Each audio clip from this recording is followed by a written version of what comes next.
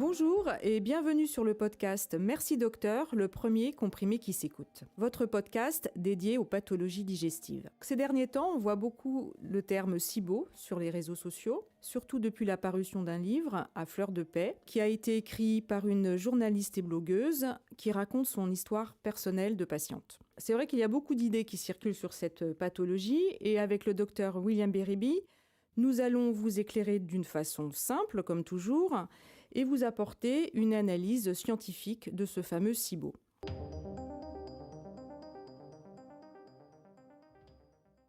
Bonjour docteur Berryby. Bonjour Clara. Alors SIBO, qu'est-ce que ça veut dire? Qu'est-ce que c'est exactement? Alors le SIBO, c'est la maladie des hyperballonnés. Alors la traduction, c'est un terme anglo-saxon, c'est Small Intestinal Bacterial Overgrowth. Ça veut dire en clair que c'est une prolifération de bactéries dans l'intestin grêle, alors que normalement, la prolifération de bactéries se fait plutôt dans le côlon. En fait, on peut avoir l'impression que c'est un terme ou une pathologie nouvelle. En fait, c'est une pathologie très ancienne. Simplement, en Europe, on ne parle pas de SIBO, on parle de pullulation bactérienne de l'intestin grêle. Ce terme a été pris dans le langage anglo-saxon, mis à la mode par un livre qui s'appelle À fleur de paix, qui parle beaucoup de ce syndrome-là et qui donne l'impression que c'est nouveau et qu'on a une solution révolutionnaire. En fait, c'est une pathologie ancienne, bien connue des gastro-entérologues. Alors, ce qu'il faut comprendre, c'est que les bactéries donc intestinales vont fabriquer différents gaz. Ça, c'est normal, de l'hydrogène et du méthane notamment. C'est ce qui donne ces fameux P avec des odeurs que vous connaissez, qui sont plus ou moins malodorantes et qui des fois gênent sur le plan professionnel un certain nombre de patients. Alors généralement, cette fermentation va se produire dans le côlon, mais dans le SIBO, donc dans cette pullulation bactérienne de l'intestin grêle, cette pullulation va se faire, comme son nom l'indique, dans l'intestin grêle et va entraîner à ce moment-là des symptômes avec une distension de l'intestin grêle qui peut être importante et gênante. Ayons à l'esprit que les gaz que vous allez fabriquer vont être expulsés avec les selles, sous forme de P. Mais il y en a 20% quand même qui vont être exhalés par les poumons et qui peuvent être d'ailleurs mesurés dans l'haleine. C'est pour ça que dans les causes de mauvaise haleine, d'ailleurs, on sait qu'une dysbiose, donc un microbiote en mauvaise santé, peut être un facteur de mauvaise haleine. Je précise ici que tout le monde, évidemment, n'a pas de pullulation bactérienne dans l'intestin grêle, puisqu'on n'a pas tous le même microbiote, le grand patron du corps humain. Et donc, par exemple, les bactéries appelées Methanobrevibacter sont celles qui vont favoriser la dégradation des aliments et fabriquer du méthane. Voilà, donc chaque catégorie, si vous voulez, de bactéries va avoir une fonction de fabrication de gaz. Et tout le monde n'a pas les mêmes bactéries et surtout pas en même quantité, ce qui explique qu'on est tous différents en termes d'émissions de gaz, de P, etc.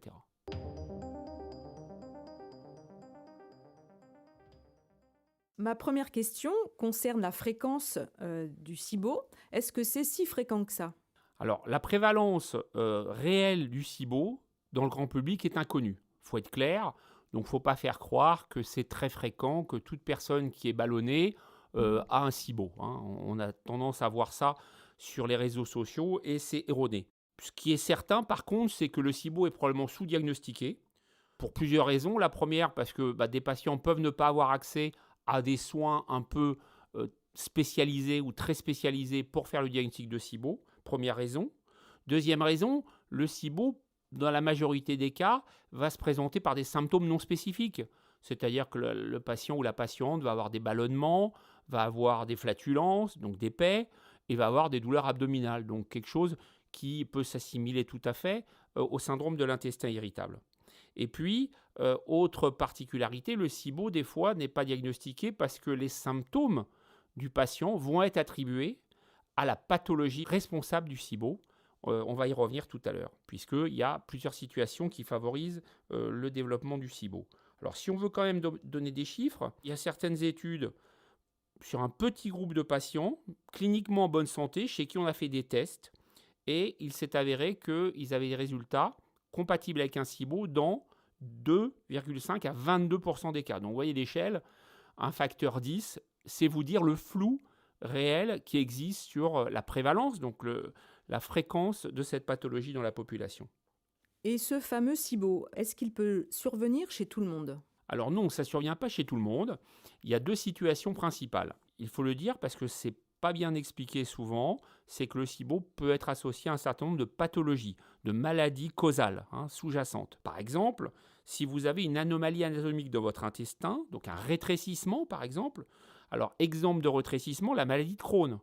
On sait que la maladie de Crohn, qui a fait l'objet d'ailleurs d'un épisode de ce podcast, eh bien, souvent il y a des sténoses. Donc si vous avez un rétrécissement à un endroit donné de l'intestin grêle, en amont, tout bêtement, c'est de la mécanique, c'est du cylindre et de la tuyauterie, entre guillemets, eh bien, il va y avoir une pullulation bactérienne en amont de ce rétrécissement.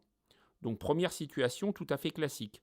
D'ailleurs, c'est toujours intéressant, si on a un patient qui a une maladie de Crohn et qui se décompense, bien sûr, ça peut être une poussée de la maladie, mais des fois, ce n'est pas une poussée, c'est justement une pullulation bactérienne, donc un SIBO, lié à une sténose. Une autre situation de sténose potentielle, c'est la survenue d'un cancer avec une intervention chirurgicale. À ce moment-là, il peut y avoir au niveau de l'anastomose, donc au niveau de la zone de jonction, un rétrécissement aussi et une prolifération bactérienne. Et puis, autre cause classique et fréquente aujourd'hui, c'est la chirurgie bariatrique. Vous savez que en Occident, on a de plus en plus, et dans le monde même d'une façon générale, il y a de plus en plus de gens en surpoids ou en obésité, et donc de plus en plus de gens, de personnes qui se font opérer donc par sleeve gastrectomie ou bypass gastrique. Et donc là aussi, ça c'est un facteur de stase et de pullulation bactérienne. Voilà les causes anatomiques. Alors il peut aussi y avoir des anomalies fonctionnelles, c'est-à-dire qu'il n'y a pas véritablement d'obstacle, mais il y a une stase quand même. Alors cette stase peut être due par exemple au diabète. On sait que dans le diabète, il y a une neuropathie végétative, c'est-à-dire un ralentissement global du tube digestif, et ça peut être une cause de pullulation microbienne. Autre exemple, si une personne prend un ralentisseur du transit d'une façon chronique, type lopéramide, ça va bloquer son transit, et ça peut être aussi une cause de pullulation bactérienne, donc de SIBO. Vous avez également les situations où on aurait une hypochloridrie, c'est-à-dire que si vous avez moins d'acide chlorhydrique dans l'estomac, puisque l'acide va détruire potentiellement un certain nombre de bactéries, eh bien vous allez avoir une accumulation et une prolifération. Et on le voit notamment chez les gens opérés de l'estomac, bien sûr, puisque l'estomac a pour vertu et fonction de fabriquer de l'acide chlorhydrique, mais aussi chez les personnes qui prennent au long cours des inhibiteurs de la pompe à protons. Les inhibiteurs de la pompe à protons, qu'on appelle IPP, ce sont des médicaments très efficaces, très utiles, mais au long cours, parfois, ça peut entraîner une pullulation bactérienne.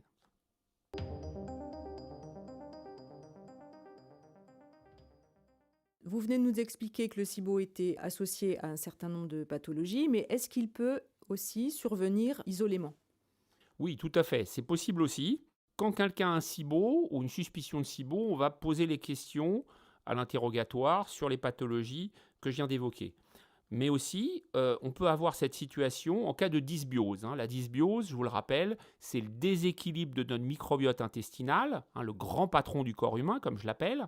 Et donc, dans ce cas-là, alors notamment après un cancer, après une prise d'antibiotiques, après une infection sévère, eh bien, il peut y avoir donc cette fameuse dysbiose. Et à ce moment-là, ça peut faire le lit du SIBO. Donc, lorsque quelqu'un a une infection, qu'est-ce qui va se passer ? Le microbiote intestinal va être déséquilibré. Mais il y a un phénomène de résilience au niveau du microbiote intestinal, c'est-à-dire qu'il va en quelque sorte se réparer et se remettre à l'état initial. Mais dans certains cas, cette réparation ne se fait pas et c'est à ce moment-là que peut se développer le SIBO.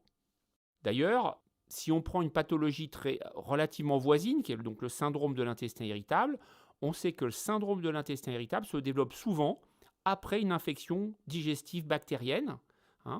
Eh bien, c'est un facteur déclenchant et ce qu'on appelle le syndrome post-infectieux. Donc, si vous voulez, une pathologie chronique fonctionnelle de l'intestin survient souvent après un facteur déclenchant. Ça, il faut l'avoir à l'esprit. Donc, si je comprends bien, dans le SIBO, on retrouve des douleurs abdominales, des ballonnements, des flatulences. Ce sont à peu près les mêmes symptômes que dans le syndrome de l'intestin irritable, pour lequel vous avez déjà consacré un épisode de ce podcast. Pouvez-vous nous dire quelles sont les différences entre ces deux pathologies ? Alors c'est une question effectivement centrale et compliquée. Parce que certains gastro-entérologues, certains scientifiques considèrent que le SIBO est une forme particulière de syndrome de l'intestin irritable. Donc première précision importante. Si on regarde la prévalence du SIBO chez les patients ayant un syndrome de l'intestin irritable, on retrouve des critères d'émissions d'hydrogène et méthane dans 30 à 85% des cas. Donc, vous voyez que les deux pathologies sont liées. Alors, effectivement, c'est difficile pour le praticien d'emblée de faire le diagnostic, puisque le patient va avoir à peu près la même présentation, mais il y a quelques petits facteurs qui permettent de faire le distinguo et finalement de s'y retrouver, notamment par le degré de ballonnement qui peut survenir. Alors, je m'explique. Dans le SIBO, la prolifération bactérienne est dans l'intestin grêle, alors que dans l'intestin irritable, elle est plutôt dans le côlon. Donc, l'intestin grêle, c'est un cylindre qui est étroit. Donc, quand il est plein de gaz, il va se distendre d'une façon très importante. Et c'est ce qui explique qu'on voit parfois en consultation des patients ou des patientes avec des ventres énormes, comme si elles étaient enceintes de 6 mois ou 8 mois, parce que justement, ce cylindre étroit qu'est l'intestin grêle va se dilater d'une façon beaucoup plus spectaculaire. Moi, ce que j'aimerais savoir, c'est s'il existe un test spécifique qui permette de faire le diagnostic de SIBO. Oui, alors en pratique courante, il y a un test, on va y revenir tout à l'heure, mais il y a un test qui est le test respiratoire au lactulose. Alors, ça consiste en quoi ? Ça consiste à donner au patient du lactulose qu'il va avaler et dans les heures qui suivent, on va mesurer dans l'air expiré la quantité d'hydrogène et de méthane, qui sont les deux gaz principaux, en quelque sorte. Pourquoi dans l'air expiré ? Parce que quand vous fermentez et que vous dégagez des gaz, 80% vont être expulsés par l'anus, par des paies, et 20% par voie respiratoire. Donc en fait, ce que vous allez évacuer par voie respiratoire reflète complètement ce qui se passe dans votre intestin grêle. C'est ça qu'il faut comprendre. On a des normes, on sait que la norme standard, c'est tant d'hydrogène et tant de méthane dans l'air expiré lorsqu'on avale donc une certaine quantité de lactulose. Si vous êtes au-dessus de ce seuil, comme vous pouvez l'être si on dose les globules blancs, les globules rouges ou le cholestérol, ça veut dire qu'il y a une pullulation bactérienne de l'intestin grêle, c'est-à-dire le SIBO. Ce test au lactulose, on le voit énormément prescrit et énormément réalisé par différentes personnes, différents centres, avec un relais énorme sur les réseaux sociaux, comme étant un peu le test magique qui va donner la solution aux problèmes digestifs des patientes et des patients.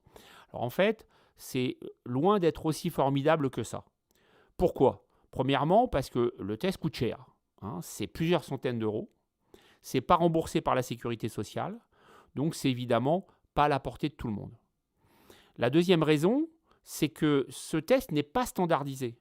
C'est-à-dire qu'il est fait à plein d'endroits, avec des techniques différentes. Et donc, vous allez avoir des résultats différents à chaque fois. C'est-à-dire que si vous faites le test à tel endroit, vous allez avoir tel résultat. Si vous le faites à un autre endroit, vous allez avoir un autre résultat. Donc, c'est évidemment embêtant, parce que si on prend un parallèle, si vous dosez votre cholestérol dans 2 labos, vous allez avoir à peu de choses près le même résultat. Là, non. Donc, problème de standardisation du test. Et puis la troisième raison, c'est les faux positifs et les faux négatifs. C'est-à-dire que quelqu'un qui a un SIBO peut avoir un résultat négatif. Quelqu'un qui ne l'a pas peut avoir un résultat positif, de par un manque de fiabilité des tests. Et donc, du coup, ça peut mettre dans une situation d'erreur le patient et son praticien. Donc pour toutes ces raisons, en pratique courante de consultation, dans ma consultation de gastro-entérologie, je ne prescris jamais de tests respiratoires au lactulose. Donc je vais m'orienter différemment, c'est-à-dire je vais interroger le patient pour savoir s'il a pris les antibiotiques d'une façon répétée, éventuellement dans l'enfance, s'il a eu une maladie qui pourrait expliquer un rétrécissement ou une sténose et donc une pullulation bactérienne, s'il est diabétique, s'il prend un inhibiteur de la pompe à protons depuis longtemps, etc. Donc, l'interrogatoire va me donner beaucoup d'informations. Deuxième élément, je vais regarder s'il consomme beaucoup d'aliments ultra-transformés, puisque les aliments ultra-transformés favorisent la dysbiose. donc potentiellement la pullulation bactérienne. Je vais également lui demander s'il a déjà fait des régimes, quelle a été la réponse aux différents régimes qu'il a suivis antérieurement. Et puis, troisième facteur extrêmement important, je vais demander à mon patient s'il a pris des probiotiques et des prébiotiques, ou l'un des deux, ce qui est très fréquent, puisqu'aujourd'hui l'accès à ces produits se fait facilement, et donc s'il a été amélioré ou pas par la prise de probiotiques. Ça, c'est un facteur extrêmement important et intéressant pour faire le distinguo entre le SIBO et le syndrome de l'intestin irritable.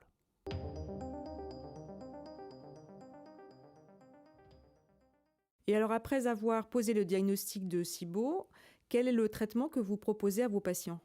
Donc le traitement du SIBO, il doit être personnalisé. Il y a des éléments, on va dire, communs, mais il n'y a pas de traitement standard. Premièrement, il faut traiter les causes de SIBO, bien évidemment. Si quelqu'un prend un inhibiteur de la pompe à protons au long cours, il vaut mieux l'arrêter. Si vous prenez des ralentisseurs du transit type loperamide d'une façon régulière, il vaut mieux arrêter. Il faut aussi, bien sûr, équilibrer un diabète. Il faut aussi traiter une sténose d'une éventuelle maladie de Crohn si elle existe. Voilà, donc traiter les causes, c'est évidemment essentiel. Deuxième mesure, évidemment, les mesures diététiques. Donc, on peut, dans un premier temps, essayer un régime pauvre en FODMAP, c'est-à-dire ce sont tous ces sucres qui vont être fermentés dans l'intestin, et en les réduisant, du coup, on améliore parfois les symptômes. Alors FODMAP, vous savez ce que ça veut dire, le haut d'oligosaccharides que vous trouvez dans certains légumes, légumineuses et céréales, le D de disaccharides qui correspond au lait et aux produits laitiers, le M de monosaccharides que vous allez trouver dans le fructose, c'est-à-dire dans les fruits et les agents sucrants. Et enfin le P, polyol dans le sorbitol, mannitol, etc. Ce sont tous les édulcorants, en fait, ce que vous allez trouver dans les plats industriels et dans les confiseries. Souvent, ce régime pauvre en FODMAP va améliorer les patientes et les patients ayant un SIBO. Alors, il y a un autre régime qui existe qui s'appelle le SCD, le Specific Carbohydrate Diet, qui est un régime en glucides spécifiques, c'est-à-dire ça consiste à supprimer toutes les céréales et les sucres. Donc, vous allez supprimer riz, maïs, blé, quinoa, mais aussi les pommes de terre, les patates douces, etc.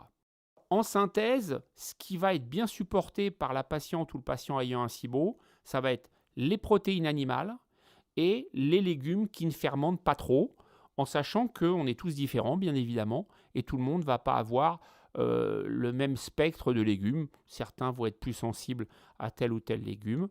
Et donc, ça va être au patient un petit peu de faire à la carte ce qui lui convient le mieux.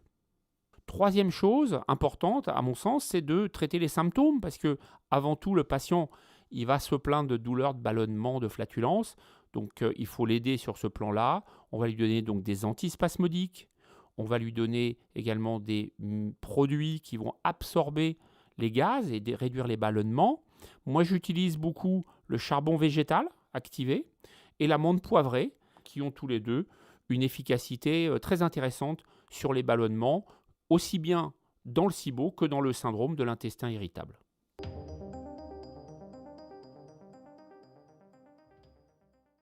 Les bactéries ont un rôle majeur dans cette pathologie qu'est le SIBO. Donc j'aimerais savoir si les probiotiques ou les antibiotiques avaient un intérêt. Tout d'abord, les probiotiques. Alors les probiotiques, il faut le dire, ils n'ont absolument aucun intérêt dans le SIBO. Ni les prébiotiques d'ailleurs. Pourquoi ? Pour une raison simple, c'est que le problème, c'est qu'il y a trop de bactéries dans l'intestin grêle. Donc si vous ajoutez en plus d'autres bactéries de l'extérieur, sous forme de gélules ou sous forme de probiotiques naturels, vous allez en avoir encore plus. Donc les symptômes vont être aggravés. Et d'ailleurs, c'est un point très important en consultation, parce que lorsque le patient me dit qu'en prenant des probiotiques, il a été aggravé, c'est un élément très fort en faveur du SIBO. Donc non, aucune place pour les probiotiques, bien au contraire. Deuxième chose, les antibiotiques. Alors effectivement, il y a trop de bactéries, donc est-ce qu'en donnant des antibiotiques, on peut réduire cette concentration excessive en bactéries et améliorer donc les symptômes ? Alors la réponse est oui.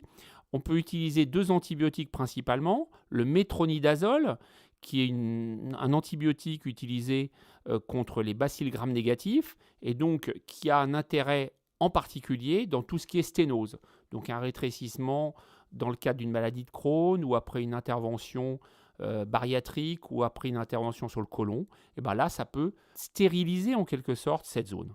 Alors, l'antibiotique de référence, c'est la rifaximine. La rifaximine est un antibiotique qui n'a pas de passage systémique, donc ça veut dire pas de passage dans la circulation générale sanguine, et qui va rester dans le tube digestif. Alors lui, il est très efficace. On le prescrit pendant une période de 7 à 10 jours. Et d'ailleurs, lorsque j'ai un doute, moi en consultation, et que je veux vérifier, je fais un test thérapeutique à la rifaximine pendant 7 à 10 jours et je vois si ça améliore le patient. Ça évite de faire ce fameux test respiratoire au lactulose qui est trop coûteux et pas assez fiable. Le problème des antibiotiques et de la rifaximine en particulier, c'est qu'il y en a 2. Premièrement, cet antibiotique n'est pas disponible en France. On peut le trouver dans d'autres pays de l'Union européenne ou aux États-Unis. Donc déjà, se le procurer, c'est compliqué et coûteux. Et deuxième élément, on ne sait pas à long terme ce que ça donne sur le microbiote. C'est-à-dire que si vous prenez des cures répétées de rifaximine, ça peut modifier le microbiote et à long terme avoir certaines conséquences. Hormis ces 2 problèmes principaux, il y en a un troisième quand même, c'est que lorsqu'un patient prend de la rifaximine, il va être amélioré. Dans la très grande majorité des cas, il va avoir moins de douleur, moins de ballonnement. Mais en fait, cet effet va être très transitoire. C'est-à-dire qu'il va faire ses 10 jours de traitement, ça va aller mieux pendant 1 mois, et au bout d'1 mois, le problème n'est pas vraiment réglé, puisque c'est un problème vraiment structurel, cette pullulation bactérienne, et il oblige de refaire une nouvelle cure, etc. Donc ça ne résout pas vraiment le problème. Ça peut être une aide ponctuelle, quelqu'un qui va faire une conférence, par exemple, ou une série de concerts et qui a besoin d'être bien. Il peut faire une cure à ce moment-là, mais ce n'est pas un traitement de fond.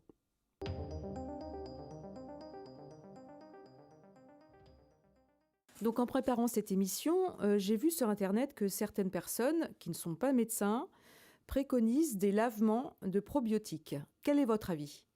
Alors mon avis, c'est que c'est une aberration, que c'est presque risible, parce que pour 2 raisons. D'abord, on sait que les probiotiques, ça ne marche pas dans le SIBO et même ça aggrave puisque le problème de base c'est une pullulation bactérienne, donc une prolifération de bactéries. Et puis deuxièmement, tout médecin sait qu'un lavement va remonter à peu près sur 20 cm. Le produit va remonter que sur cette distance-là et l'intestin grêle, lui, il est positionné à 1 mètre de l'anus. Donc il est évident que les lavements ne peuvent en aucun cas avoir d'effet, puisque mécaniquement, le produit, même s'il était efficace, ce qui n'est pas le cas, n'arriverait pas à l'intestin grêle. Donc c'est totalement du grand n'importe quoi, et ça n'a aucun intérêt. On parle aussi beaucoup de transplantation fécale. Est-ce que dans le SIBO, c'est un traitement qui peut être envisagé ?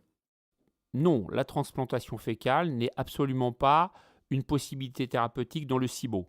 C'est l'une des approximations ou erreurs que j'ai pu lire dans ce fameux livre sur le SIBO. Alors pourquoi ça n'a aucun intérêt ? D'abord parce que la transplantation fécale, c'est un procédé qui est lourd, qui est coûteux et qui se fait dans des centres experts avec un process extrêmement précis et compliqué. Première raison. Deuxième raison, c'est que la transplantation fécale comporte des risques. Il y a eu récemment 2 cas de décès aux États-Unis après transplantation fécale et dans un État américain, ce traitement a été interdit. Troisième raison, on ne sait pas à long terme quels sont les risques de la transplantation fécale. Puisque je vous le rappelle, on prend le microbiote intestinal, donc le 2e cerveau de quelqu'un, et on le met dans une autre personne, chez un receveur. Eh bien, comme on sait que le microbiote intestinal génère potentiellement des maladies, on ne sait pas, à long terme, si en faisant une transplantation fécale, on ne va pas transférer les maladies présentes ou à venir de la personne. Donc c'est potentiellement extrêmement grave. Donc, il ne faut pas jouer avec ça. Il ne faut pas faire croire aux gens que ce traitement est une solution potentielle. C'est faux. Donc le SIBO n'est pas une indication de transplantation fécale. Et la seule indication aujourd'hui validée, ce sont les infections récidivantes et sévères à Clostridium difficile. Alors sur ce sujet très médiatisé et très à la mode qu'est le SIBO, je voudrais faire une petite conclusion. Le premier point, c'est qu'il faut que les gastro-entérologues connaissent bien cette pathologie pour pouvoir apporter aux patients les réponses à leurs questions. La deuxième chose, c'est que je vois trop de business autour de cette pathologie et j'invite les patients et les patientes à ne pas tomber dans les pièges des tests miracles, des examens miracles et des traitements miracles qui sont préconisés d'ailleurs par des personnes qui ne sont pas médecins. Donc, consultez, trouvez un praticien qui connaisse cette maladie et ce sera une très bonne chose pour la prise en charge de votre maladie. Merci beaucoup, Dr Bérébi, pour cette émission passionnante, très instructive, qui va certainement beaucoup aider nos auditeurs pour y voir plus clair. Je vous rappelle que vous pouvez retrouver tous les épisodes du podcast du Dr William Bérébi sur les plateformes de streaming, mais aussi sur sa chaîne YouTube intitulée Dr William Bérébi, dans laquelle vous retrouverez également ses émissions télé. Si vous avez des questions sur le SIBO ou sur d'autres épisodes, vous pouvez nous poser vos questions à mercidocteur.podcast@gmail.com et le Dr Bérébi se fera un plaisir d'y répondre. On se retrouve dans 3 semaines pour un nouvel épisode. Au revoir Dr Bérébi. Au revoir Clara et à très bientôt à tous.